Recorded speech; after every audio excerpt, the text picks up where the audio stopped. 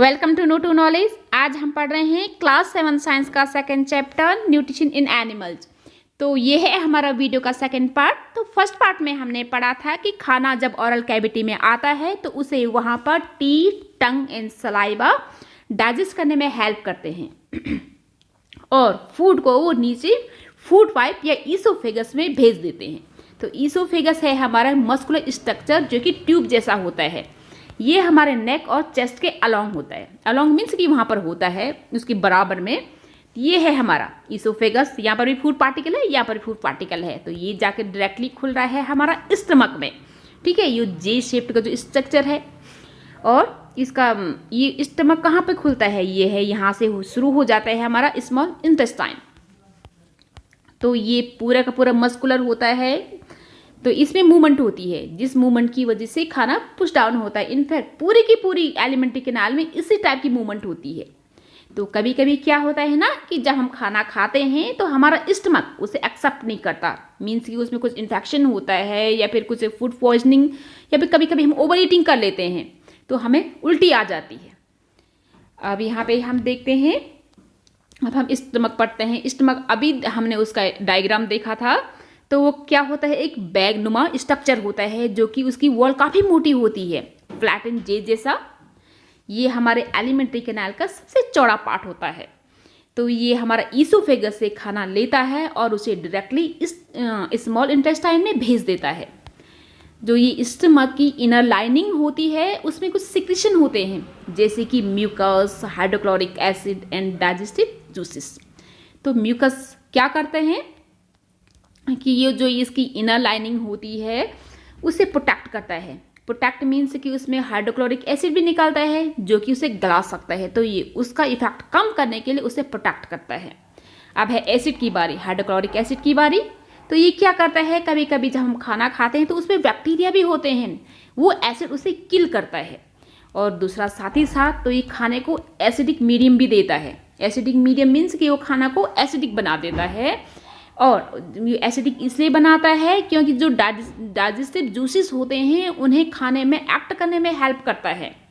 तो इन्हें digestive juices की वजह से हमारा खाना और स्मॉल पीसेस में सिंपलर फॉर्म में टूटता है।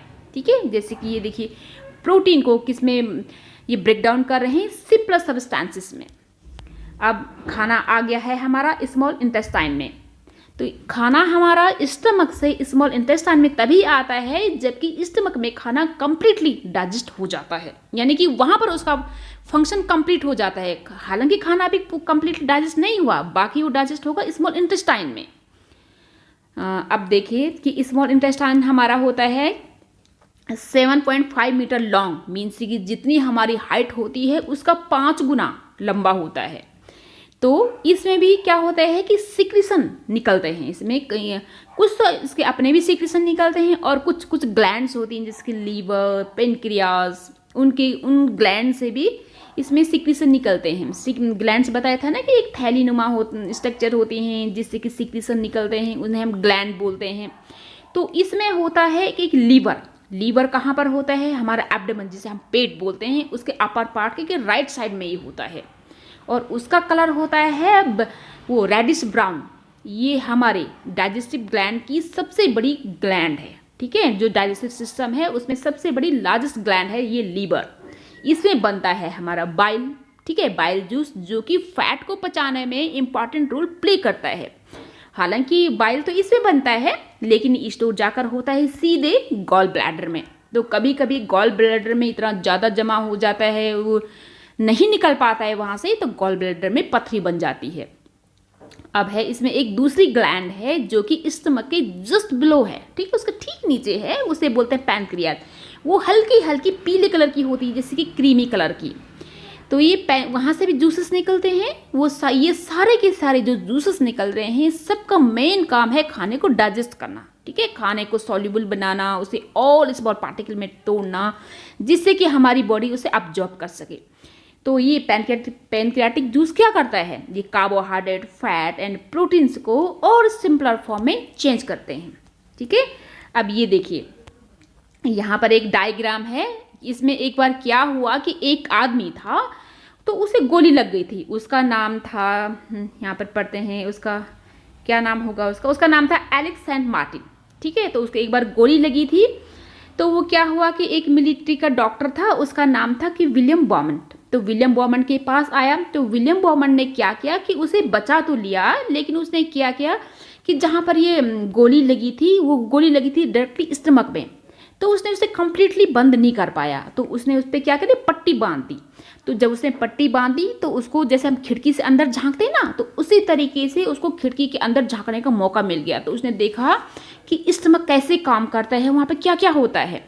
तो उसने वहाँ तभी से हमें स्टमक के बारे में पता चलता है। तो उसने क्या देखा कि स्टमक क्या कर रहा है, खाने को चर्न कर रहा है, चर्न माने कि मथ रहा है, और उसे इस सीक्रेशन भी निकल रहा है जो खाने को डाइजेस्ट करने में, उसे लुगदीदार बनाने में हेल्प करता है। और जब ये खाना वहाँ पर कंप्लीटली वहाँ पर डाइजेस्ट हो जाता है, यानी कि स्टमक का काम कंप्लीट पूरा हो जाता है, तो वो खाना वहाँ पर स्मॉल इंटेस्टाइन में पुश डाउन कर देता है। तो ये उसने देखा वहाँ पर। अब आगे हम पढ़ते हैं। अभी हम तो खाना क्या होता है कि पार्टली डाइजेस्टेड फूड। ठीक है, अब वो कहाँ पर पहुँचता है, पार्टली डाइजेस्टेड मीन्स कि स्टमक में अभी डाइजेशन हुआ था, तो पार्टली डाइजेस्टेड मीन कि आधा अधूरा वहाँ पे पाचन हो रखा है खाने का, पूरा पाचन वो स्मॉल इंटेस्टाइन में होगा। ठीक है, उसकी लोअर पार्ट में, जहाँ पर क्या होते हैं कि इंटेस्टाइन जूसेस वहाँ पे उसे कंप्लीट कर देते हैं खाने का डाइजेशन। तो वहाँ पे फूड के सारे कंपोनेंट स्मॉल फॉर्म में चेंज हो जाते हैं, जैसे कि कार्बोहाइड्रेट किसमें टूटता है, वो टूटता है शुगर में, जैसे कि ग्लूकोज, और फैट टूटता है हमारा फैटी एसिड एंड ग्लिसरॉल में, और प्रोटीन जो उसका सिंपलर फॉर्म है अमीनो एसिड। तो ये इस फॉर्म में, जैसे कि ग्लूकोज हो गया और फैटी एसिड एंड ग्लिसरॉल हो गया और अमीनो एसिड, तो हमारी बॉडी उनको इसी फॉर्म में ही अब्जॉर्ब करती है। और तो स्मॉल इंटेस्टाइन में क्या होता है, एक तो डाइजेशन कंप्लीट हो गया, और साथ ही साथ स्मॉल इंटेस्टाइन से ही खाना अब्जॉर्ब भी होता है। ठीक है, मतलब कि सोखता है। वहाँ पे उसे कौन सोखता है, वहाँ पे उसे सोखती है हमारी ब्लड वेसल्स। ठीक है, ब्लड वेसल्स, कैपिलरीज।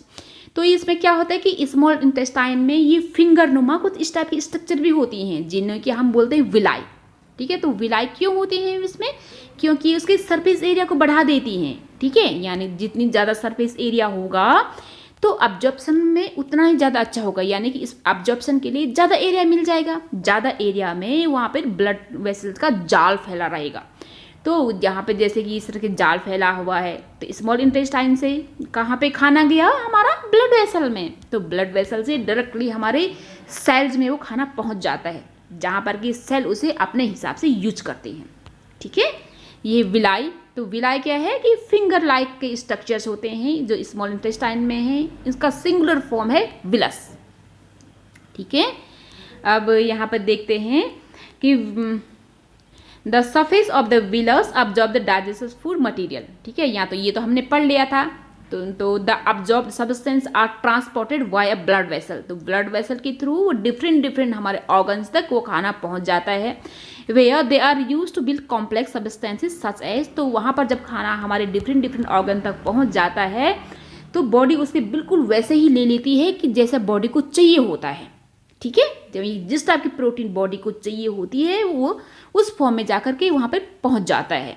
तो उसको बोलते हैं असिमिलेशन। असिमिलेशन मीन्स कि जैसे दो डिफरेंट थिंग्स हैं वो मिलकर के एक जैसी हो जाती हैं। ठीक है, यानी कि जो फूड पार्टिकल बॉडी से वहाँ पर मिलते हैं, बॉडी की ग्रोथ में जैसे उनको प्रोटीन चाहिए वैसा मिल जाता है, या फिर हम कार्बोहाइड्रेट जब हम लेते हैं तो उससे हमें एनर्जी मिल जाती है वहाँ पर सेल्स में, इसलिए उसको असिमिलेशन बोला जाता है। तो जो हमारा वो होता है ग्लूकोज, मीन्स कि कार्बोहाइड्रेट का सिंपलर फॉर्म है ग्लूकोज। ठीक है, ग्लूकोज वहाँ पे ब्रेक डाउन होकर क्या बनता है, ऑक्सीजन की हेल्प से उससे वहाँ पे एनर्जी रिलीज होती है। तो साथ ही साथ वो टूटता है कार्बन डाइऑक्साइड एंड वाटर में। ठीक है, अब आपने पहले उसमें चैप्टर में पढ़ा था कि कार्बन डाइऑक्साइड और पानी के हेल्प से क्या बनता है, हमारा कार्बोहाइड्रेट बनता है, और साथ ही साथ हमें क्या मिलती है, O2 मिलती है। लेकिन यहाँ पर हो रहा है ठीक उल्टा, यहाँ पर हो रहा है हमारा ये देखो ग्लूकोज में कार्बोहाइड्रेट, और ऑक्सीजन की हेल्प से क्या बन रहा है, कार्बन डाइऑक्साइड एंड वाटर बन रहा है, और साथ में एनर्जी रिलीज हो रही है।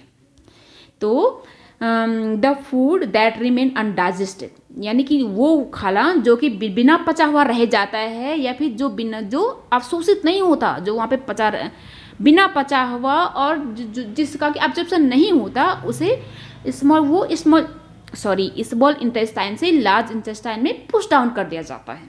ठीक है, तो लार्ज इंटेस्टाइन में जब वो जाता है तो वहाँ पर क्योंकि खाना का एब्जॉर्प्शन तो हो चुका होता है कहाँ से, स्मॉल इंटेस्टाइन से, तो उसमें पानी और सॉल्ट होता है जिसका कि एब्जॉर्प्शन होता है लार्ज इंटेस्टाइन से। ये लार्ज इंटेस्टाइन तो है लेकिन इसकी लेंथ बहुत ज़्यादा कम होती है, ये होती है सिर्फ 1.5 मीटर, लेकिन ये काफ़ी चौड़ी होती है। ठीक है, इसलिए इसको लार्ज इंटेस्टाइन बोला जाता है। अब क्या है तो कि इसका फंक्शन तो अभी बता दिया कि वाटर को और सम सॉल्ट को जो अनडाइजेस्टेड फूड में रहता है उसे अब्जॉर्ब करता है, और बाकी और जो बचा हुआ जो वेस्ट मटेरियल है उसको क्या करते हैं, वो रेक्टम में भेज देता है। ठीक है, और वहाँ पर वो पड़ा रहता है किस फॉर्म में, सेमी सॉलिड फॉर्म में। सेमी सॉलिड मीन्स कि जो बहुत ज़्यादा ना तो कठोर होता है ना तो बहुत ज़्यादा लिक्विड होता है, बीच बीच का होता है, लुगदीदार, वैसा खाना वहाँ पे वैसा अनडाइजेस्ट जो बेकार सा वेस्ट पड़ा रहता है, और जो टाइम टू टाइम वो एनस के थ्रू बाहर फेंक दिया जाता है। ठीक है, उस फीकल मैटर बोलते हैं उसको, और इस प्रोसेस को क्या बोलते हैं, इजेशन बोला जाता है इस प्रोसेस को। तो अब हम थोड़ा सा नीचे पढ़ लेते हैं डायरिया। ये डायरिया क्या होता है कि कभी कभी तो हमें पता है कि जिसे हम लूज मोशन बोलते हैं, ये वाटरी स्टूल होता है, स्टूल पॉटी को बोला जाता है। ये वाटरी स्टूल होता है जो कि बार बार हम जाते हैं, वो डायरिया होता है। वो किसकी वजह से होता है, तो कभी कभी इन्फेक्शन हो सकता है या फूड पॉइजनिंग या फिर इंडाइजेशन मीन्स कि अपाचन। ठीक है, तो ये इंडिया में बहुत ज़्यादा कॉमन होता है, स्पेशली बच्चों में। ये कभी कभी ये बहुत ज़्यादा सीवियर कंडीशन हो जाती है, फैटल मीन्स कि बहुत ही ज़्यादा बुरी। तो उसमें क्या होता है कि बहुत ज़्यादा पानी की और सॉल्ट की कमी हो जाती है, क्योंकि वो निकल जाता है ना बार बार पानी के फॉर्म में। इसे क्या करना चाहिए, इसे नेग्लेक्ट नहीं करना चाहिए, इग्नोर नहीं करना चाहिए। तो हमें डॉक्टर में के पास जाने से पहले क्या करना चाहिए कि बॉयल पानी और जो ठंडा पानी रहता है उसमें थोड़ा सा सॉल्ट एंड शुगर घोल करके पेशेंट को पिला देना चाहिए, जिसको क्या बोला जाता है कि ओरल रिहाइड्रेशन सॉल्यूशन, ORS बोला जाता है। थैंक यू, बाकी हम नेक्स्ट वीडियो में देखेंगे।